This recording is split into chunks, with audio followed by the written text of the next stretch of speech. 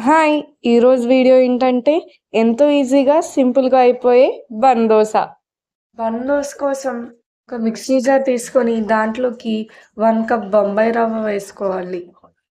దాన్ని మొత్తం పేస్ట్ అయ్యేంత వరకు గ్రైండ్ చేసుకోండి. గ్రైండ్ చేసుకునేటప్పుడు కొంచెం కొంచెం వాటర్ వేసుకొని గ్రైండ్ చేసుకోండి. ఎందుకంటే అది మొత్తం పేస్ట్‌లా రావాలి. చూసారు కదా ఎంత మంచిగా పేస్ట్ అయిపోయిందో! దాన్ని ఒక బౌల్‌లోకి షిఫ్ట్ చేసేసుకోండి. చేసి ఒకసారి మీ పిల్లలకి పెట్టి చూడండి. వాళ్ళు ఎప్పుడు మిమ్మల్ని ఇదే చేయమంటారు. తర్వాత దాంట్లోకి 1 క్యారెట్‌ని తీసుకొని దాన్ని పీల్ ఆఫ్ చేసేసి చిన్న పీసెస్ కింద కట్ చేసుకొని 1 కప్ ఆర్ హాఫ్ కప్ వేసేసుకోండి. ఈ అన్ని ఇంగ్రీడియెంట్స్ మన ఇంట్లో ఉంటాయి కాబట్టి మీరిప్పుడు వెంటనే ట్రై చేసేసేయండి. దాంట్లోకి చిన్నగా కట్ చేసుకున్న ఆనియన్స్‌ని వేసేసుకోండి. తర్వాత దాంట్లోకి 2 చిల్లీస్‌ని కట్ చేసుకొని వేసేసుకోండి. తర్వాత దాంట్లోకి టమాటోని కట్ చేసుకొని వేసుకోండి. మీకు టమాటో వద్దంటే స్కిప్ చేసుకోవచ్చు. తర్వాత హాఫ్ టేబుల్ స్పూన్ సాల్ట్ వేసుకోండి. సాల్ట్ అనేది కంపల్సరీ.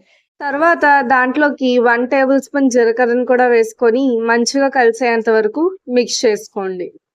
ఈ రెసిపీని మీరు మార్నింగ్ బ్రేక్‌ఫాస్ట్ కిందైనా చేయొచ్చు, లేదా ఈవినింగ్ స్నాక్స్ కింద చేసుకున్నా చాలా బావుంటుంది. మంచిగా కలిసేంత వరకు మిక్స్ చేసుకున్న తర్వాత దాంట్లోకి half table spoon baking soda వేసుకోండి. బేకింగ్ సోడా వేసి ఒకసారి మిక్స్ చేయండి. చేసుకున్న దాన్ని 5 మినిట్స్ పక్కన పెట్టేయండి. దాని తర్వాత స్టవ్ మీద పాన్ పెట్టి దాని కింద మంట పెట్టి 5 మినిట్స్ తర్వాత ఆ పాన్‌లోకి ఆయిల్ వేసి మనం కలుపుకొని ఒకసారి దాంట్లోకి వేసేసుకోవడమే.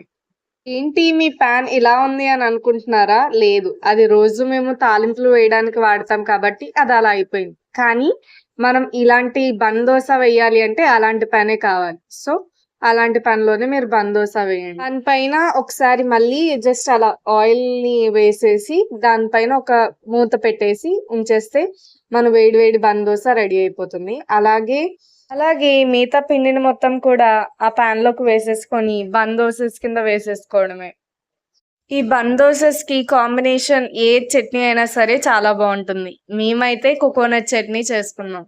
ఇందులో మనం అన్నీ హెల్తీ ఫుడ్ ఐటెమ్సే వేసాం కాబట్టి ఎవరైతే అవి తినరో ఇలా వేసి పెడితే తినేస్తారు. మనం వేసుకున్న బన్ దోసని రివర్స్ చేసేసేయండి.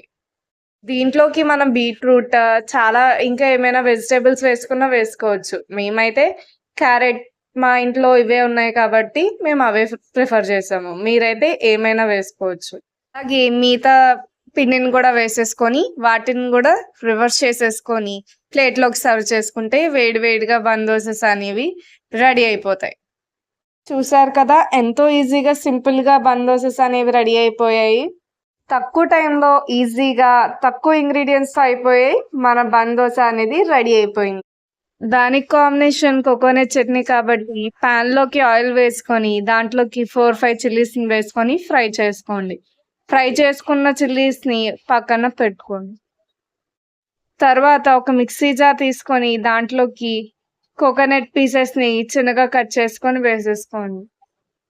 తర్వాత దాంట్లోకి మీరు చేయాలనుకున్న క్వాంటిటీ ప్రకారం శనగపప్పుని తీసుకోండి. ఆ మిక్సీ జార్‌లోకి మనం ముందుగా ఫ్రై చేసుకున్న చిల్లీస్‌ని కూడా వేసేసుకొని గ్రైండ్ చేసేసేయండి. గ్రైండ్ చేసినప్పుడు మీకు పలుచగా లేనట్లయితే వాటర్ వేసుకొని గ్రైండ్ చేయండి. తాలింపు కోసం అదే పాన్‌లోకి కొంచెం ఆయిల్ వేసుకొని దాంట్లోకి పోపు దినుసులు వేసుకోండి. దాంట్లోకి 4, 5 ఎండుమిరపకాయలు కూడా వేసుకొని ఫ్రై చేయండి. తర్వాత దాంట్లోకి కొంచెం కరివేపాకు కూడా వేసుకోండి. గ్రైండ్ చేసుకున్న కోకోనట్ చట్నీని ఒక బౌల్‌లోకి షిఫ్ట్ చేసేసేయండి. దాంట్లోకి కొన్ని వాటర్ కూడా వేసి మంచిగా మిక్స్ చేయండి.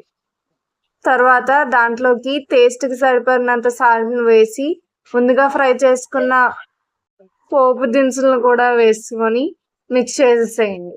దాన్ని కోకోనట్ చట్నీ కాంబినేషన్స్‌తో తినేస్తే ఈరోజు మీరు బన్ దోసతో ఎంజాయ్ చేసేస్తారు. ఈ వీడియో గాని మీకు నచ్చినట్లయితే లైక్ చేయండి, షేర్ చేయండి, కామెంట్ చేయండి, సబ్స్క్రైబ్ చేసుకొని పక్కనే ఉన్న బెల్ ఐకాన్ని క్లిక్ చేయండి. మా ఛానల్‌ని సపోర్ట్ చేయండి. మరికొన్ని ఈజీ, సింపుల్ రెసిపీస్ కోసం తప్పకుండా వెయిట్ చేయండి.